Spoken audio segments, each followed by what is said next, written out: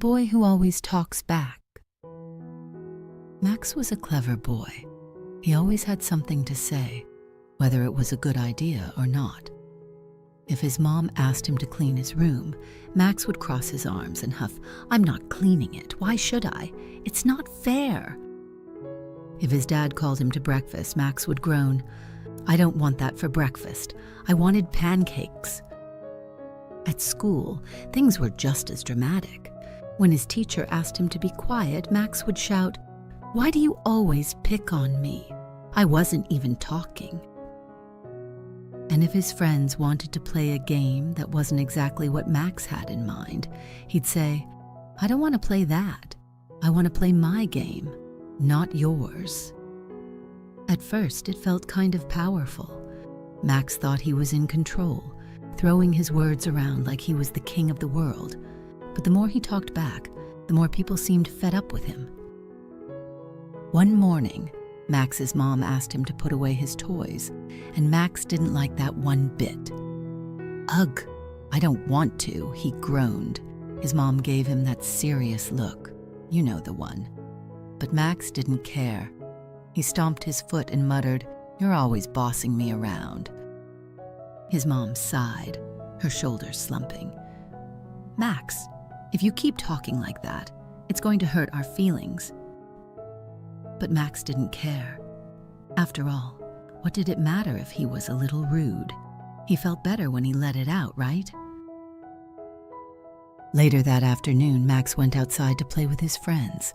He ran up to them, full of energy, and demanded, "Let's play my game."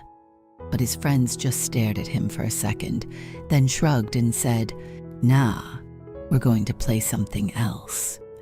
Max blinked. What? That didn't happen. He was Max. People didn't say no to him. But there they were, walking away. Max stared after them, blinking in confusion. "But I'm the one who knows how to play all the fun games," he grumbled. "Why don't they like me?" That evening, Max called his dog Buster to come inside, but Buster didn't come. Max stomped his foot. "Buster, come here right now." But instead of wagging his tail and rushing over, Buster turned and trotted off toward the bushes, completely ignoring Max. Max gaped in disbelief. "Why does everyone ignore me? What's going on?" Feeling very annoyed, Max went back inside and tried to talk to his mom, but she just gave him a tired smile and said, "Okay, Max, let's try to do better tomorrow." Max didn't feel like doing better. In fact, he was starting to feel kind of grumpy. Why didn't anyone ever just listen to him? Was he really that bad? That night, Max fell into a deep sleep, and oh, what a sleep it was. Boy, was it a strange one. Max woke up in a world that looked nothing like his room. Everything around him seemed to bounce and jiggle like jelly. The trees were swaying like they had too much coffee, and the sky was a swirling mix of purple and orange. Max thought he was dreaming, but it felt so real. He opened his mouth to say something, and boing, the words shot out like rubber balls. "I don't want to do this," he yelled. And the words bounced right back at him, hit his hand. Boom! Max stumbled back. He tried to run, but the words came faster and harder, bouncing off the ground like they had a mind of their own. "I don't want to clean my room," Max yelled, thinking maybe he could get away from them. Max tried to dodge them, but it was like being trapped in a giant, angry word machine. The more he yelled, the more the words came back at him. They didn't just bounce, they seemed to be multiplying, like some sort of giant word monster. "I hate this," splat. "I'm not doing it," bam. "You never listen to me," zap. Each word hit him harder than the last one, and he found himself covered in a pile of bouncing, angry words. He could hardly breathe. "This is horrible," he cried out. "Why does this keep happening?" Just as Max thought he might get buried under the word avalanche, a figure appeared. It was a wise old owl, perched on a nearby tree. The owl blinked at him and said, "Max, do you see what happens when you throw your words around carelessly?" Max blinked back at the owl. Yeah, they hurt me." The owl nodded. "Exactly.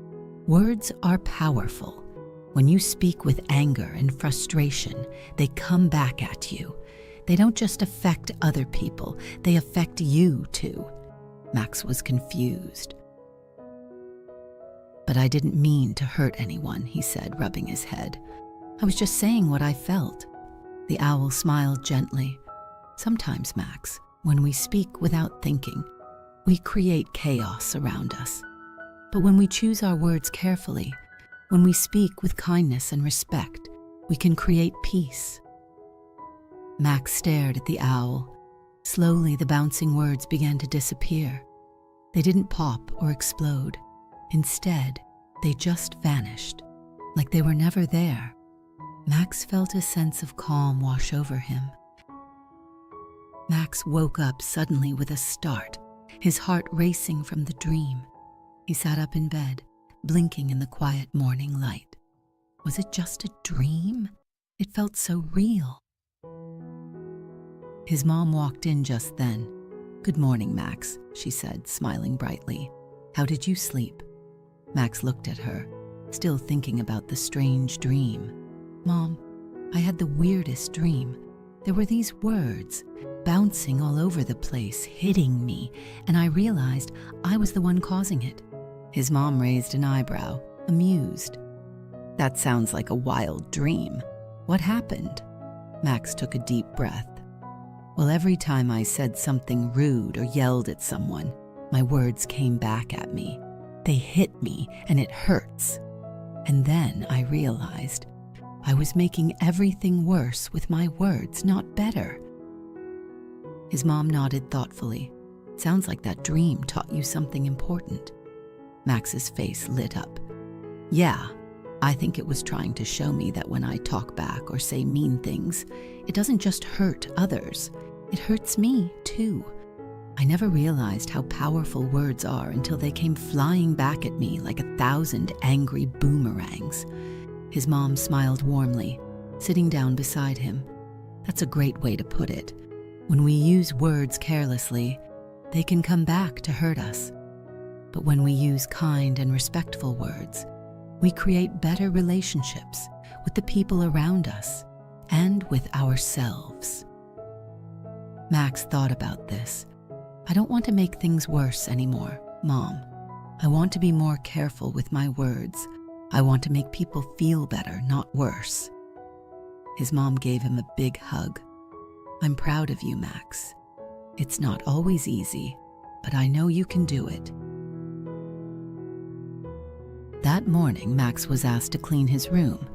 Normally, he would have groaned and complained, but this time he looked around, then said, "Okay, Mom, I don't really want to, but I know it needs to be done. Can we do it together later?"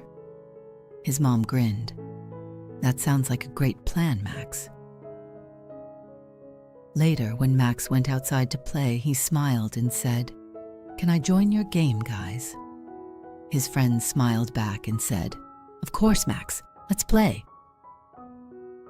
And when Max called Buster to come inside, he said softly, "Come here, boy." This time, Buster came running, wagging his tail. Max smiled to himself. This felt good. His words were no longer bouncing back at him. They were connecting him with people and even his dog. From that day forward, Max was careful with the words he spoke. He knew they had the power to make people feel good or bad, and he chose to use them wisely. No more bouncing words, no more hurtful things, just kind, respectful words that made the world a little brighter for everyone, including himself. The end. Remember to please like the video and subscribe to our channel so you can stay updated on all our new videos.